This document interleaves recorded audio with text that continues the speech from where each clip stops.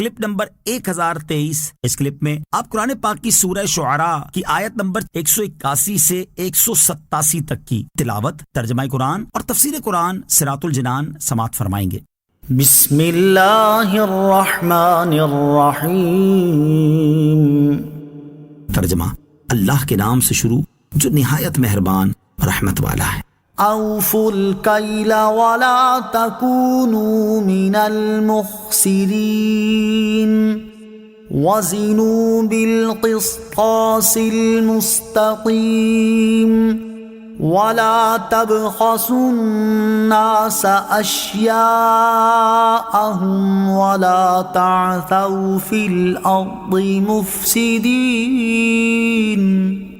واتقوا الذی خلقکم والجبلۃ الاولین۔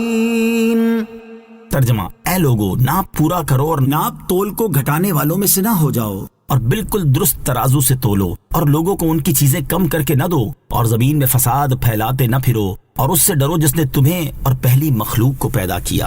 اوفوا الکیل، اے لوگو ناپ پورا کرو۔ اس آیت اور اس کے بعد والی 3 آیات کا خلاصہ یہ ہے کہ ناپ تول میں کمی کرنا، لوگوں کو ان کی چیزیں کم کر کے دینا، راہ زنی اور لوٹ مار کر کے اور کھیتیاں تباہ کر کے زمین میں فساد پھیلانا ان لوگوں کی عادت تھی۔ اس لیے حضرت شعیب علیہ السلام نے انہیں ان کاموں سے منع فرمایا اور ناپ تول پورا کرنے کا حکم دیا، اور اس کے بعد ساری مخلوق کو پیدا کرنے والے رب تعالیٰ کے عذاب سے ڈرایا۔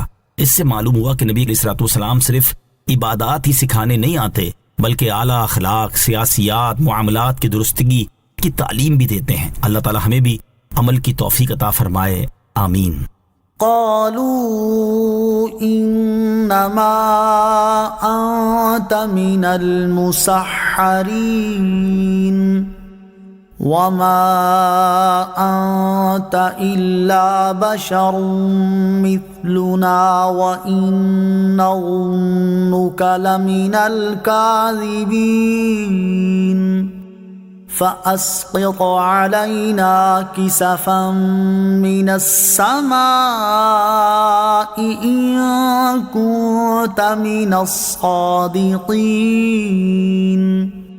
ترجمہ، قوم نے کہا، اے شعیب، تم تو ان میں سے ہو جن پر جادو ہوا ہے، تم تو ہمارے جیسے ایک آدمی ہی ہو، اور بے شک ہم تمہیں جھوٹوں میں سے سمجھتے ہیں، تو ہم پر آسمان کا کوئی ٹکڑا گرا دو اگر تم سچے ہو۔ قالو، قوم نے کہا۔ اس آیت اور اس کے بعد والی 2 آیات کا خلاصہ یہ ہے کہ لوگوں نے حضرت شعیب علیہ السلام کی نصیحت سن کر کہا، اے شعیب، تم تو ان لوگوں میں سے ہو جن پر جادو ہوا ہے، اور تم کوئی فرشتے نہیں بلکہ ہمارے جیسے ایک آدمی ہی ہو، اور تم نے جو نبوت کا دعویٰ کیا ہے بے شک ہم تمہیں اس میں جھوٹا سمجھتے ہیں۔ اگر تم نبوت کے دعوے میں سچے ہو تو اللہ تعالیٰ سے دعا کرو کہ وہ عذاب کی صورت میں ہم پر آسمان کا کوئی ٹکڑا گرا دے۔ وما انت الا بشر مثلنا، تم تو ہمارے جیسے ایک آدمی ہی ہو۔ صدر الافاضل مفتی نعیم الدین مراد آبادی رحمۃ اللہ تعالی فرماتے ہیں، نبوت کا انکار کرنے والے انبیاء علیہ السلام کی نسبت میں بالعموم یہی کہا کرتے تھے جیسا کہ آج کل کے بعض فاسد العقیدہ کہتے ہیں۔ صلو علی الحبیب صلی اللہ تعالی علی محمد صلی اللہ تعالی وسلم۔ مجھے اپنی اور ساری دنیا کی لوگوں کی اصلاح کی کوشش کرنی ہے انشاءاللہ عز و جل۔